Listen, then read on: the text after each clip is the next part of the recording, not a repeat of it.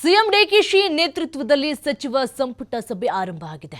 ವಿಧಾನಸೌಧದ ಕ್ಯಾಬಿನೆಟ್ ಹಾಲ್ನಲ್ಲಿ ನಡೀತಾ ಇರುವಂತಹ ಸಭೆಯಲ್ಲಿ ಭಾಗಿಯಾಗಿರುವ ಸಂಪುಟದ ಸದಸ್ಯರು ಎಸ್ಐಆರ್, ಬರ ಪರಿಸ್ಥಿತಿ ಸೇರಿ ಮಹತ್ವದ ವಿಷಯಗಳ ಬಗ್ಗೆ ಚರ್ಚೆಯನ್ನ ಮಾಡಲಾಗ್ತಾ ಇದೆ.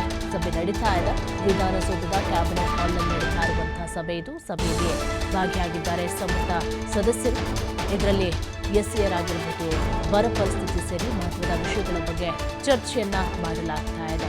ಸಾಕಷ್ಟು ಕಡೆ ಬರಗಾಲದಿಂದ ತೀವ್ರ ಹಾನಿಯಾಗಿಬಿಟ್ಟಿದೆ, ಮೇಜರ್ ಹಾನಿಯಾಗಿಬಿಟ್ಟಿದೆ.